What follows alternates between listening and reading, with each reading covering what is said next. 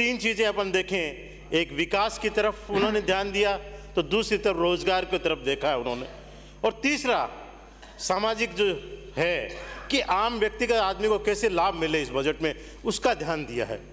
व्यक्तिगत जहां तक देखें तो उसका जो जीवन यापन है, जो एक गरीब मजदूर आदमी है, कैसे आज के इस दौर में अपना जीवन यापन के महंगाई की दूर में, उस तरफ उन्होंने बहुत ध्यान दिया है। चाहे बिजली की बात हो, जहां उन्होंने राहत दी है 50 से 100 यूनिट की, और इसमें लगभग लोगों के जो हैं बिजली के बिल माफ हो गए हैं। दूसरा, सबने जैसे कहा, प्रशंसा की चिरंजीवी योजना की, कि जब भी उसको जरूरत होती है मेडिकल की तो अस्पताल में जाता है तो उसको चिकित्सा सुविधा फ्री दी जा रही है, और उसको दायरा 10 लाख से बढ़ाकर 25 लाख किया जा रहा है। मुख्यमंत्री चिरंजीवी दुर्घटना बीमा, जब कोई अनहोनी हो, कोई एक्सीडेंट हो, कोई कारण से दुर्घटना हो, तो उसको भी बढ़ा के 5 से 10 लाख रुपए देके राहत का, उसको एक जो सांत्वना होती है वो देने का काम माननीय मुख्यमंत्री जी ने किया है। पालनहार योजना, जब अनाथ बच्चा जिसके पालने में उसके दादा दादी या कोई संरक्षण होता है, बड़ी मुश्किल होती है, पर उसको दायरा बढ़ाते हुए 500 से 1000 और 1000 से जो 1500 रुपये किया है, ताकि जो उसका पालन कर रहा है, दादा दादी बुजुर्ग लोग उसको देख रहे हैं, उनको इसको पालने में दिक्कत नहीं हो, इस तरह से उन्होंने ख्याल रखा है माननीय मुख्यमंत्री जी ने। इस बजट में रोजगार की जहां तक बात कहें, बहुत लंबे समय बाद देखने को मिला है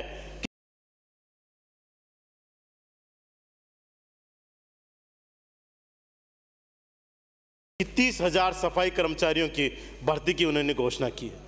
बहुत लंबे समय बाद में इस तरह की घोषणा हुई है, बहुत बड़ी इस समुदाय की मांग थी।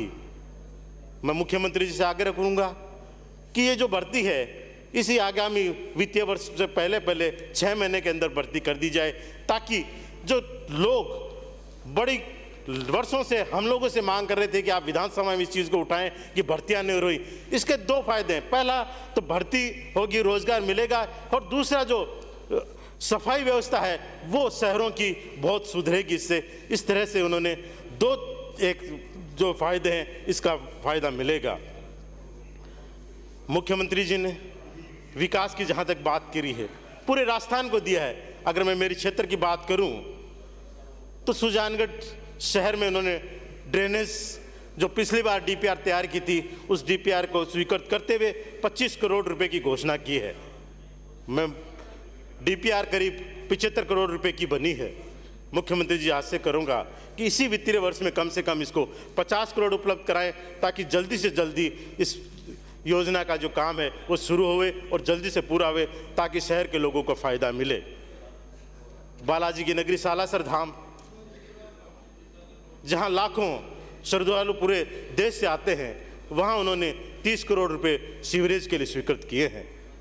बड़ी लंबी मांग थी 33 केवी जीएसएस की, हमारे ढाणी स्वामियान और ढाणी कालेरान क्षेत्र के गांव की, वहां उन्होंने 33 केवी जीएसएस का स्वीकृत किया है। बहुत बड़े राजस्थानी कवि कन्हैयालाल जी सेठिया हुए, धरती दोहरारी जिनकी कविता जो आज़ादी की अलग जगाती थी, और इस बजट में उनके नाम से साहित्य पुरस्कार उन्होंने घोषणा की है। सुजानगढ़ जो उनकी जन्मस्थली है, वहाँ के लोगों के लिए बहुत बड़ी उन्होंने एक सौगात दी है। फिर भी आने वाले जो बजट मुख्यमंत्री जी दें, मैं उनसे आग्रह करूँगा, मांग रखूँगा कि कुछ और मेरे क्षेत्र की जो मांग है उनको पूर्ति करने की कोशिश करें।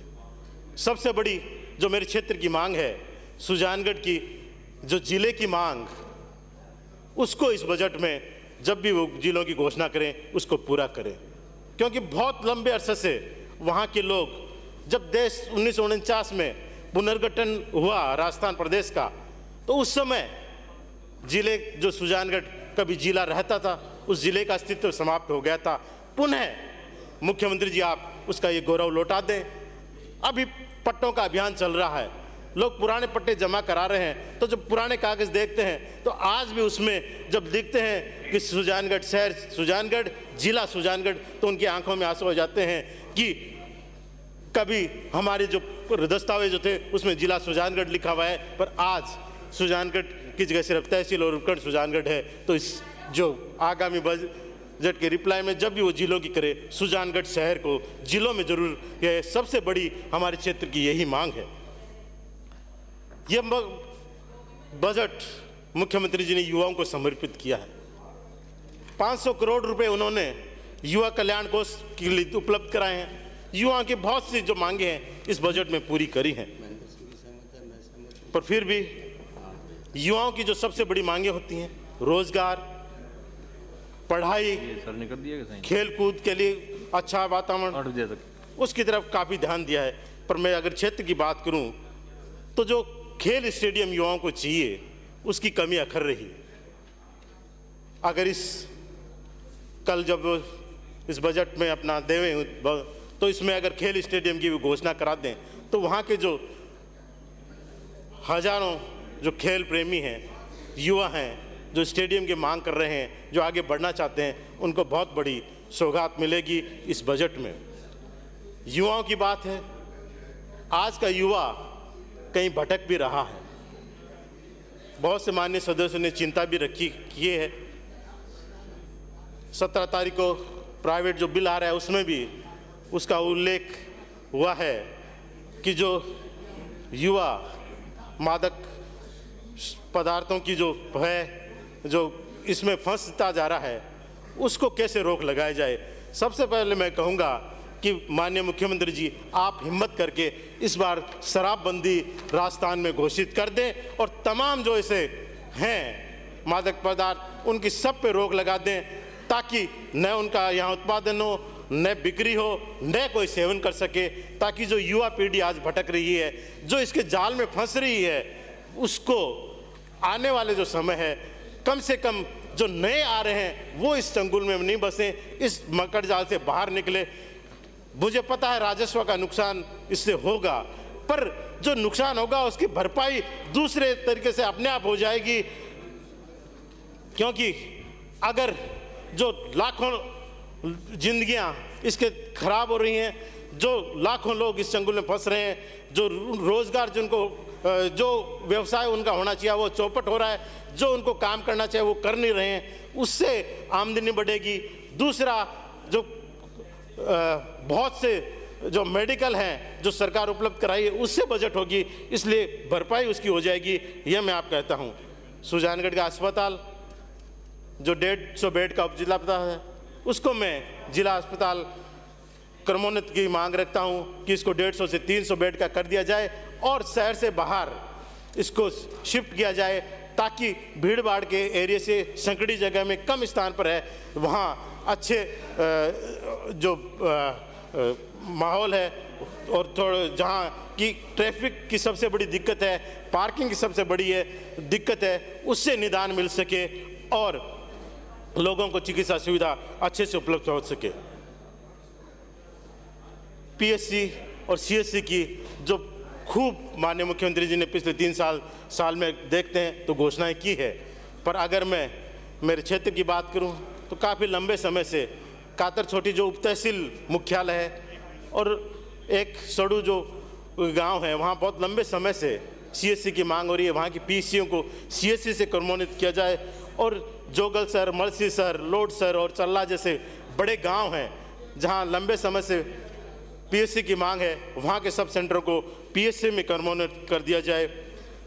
बिदासर शहर काफ़ी बड़ा शहर है, उपखंड मुख्यालय है, 50,000 की आबादी का शहर है। अगर वहाँ सीवरेज स्वीकृत कर दी जाती है तो वहाँ की जो है शहर की जो है वो सुंदरता बढ़ेगी, वहाँ जो पानी की समस्या है वो उसका समाधान होगा। इसलिए मैं सीवरेज जो है ये बिदासर के लिए भी स्वीकृत करने की माननीय मुख्यमंत्री से मांग करता हूँ।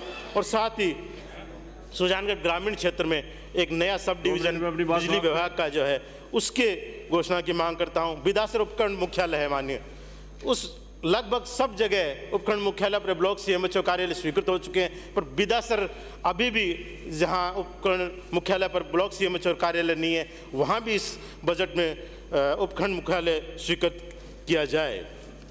ये बजट अगर देखें तो माननीय मुख्यमंत्री जी ने एक ऐसा ऐतिहासिक बजट पेश किया है।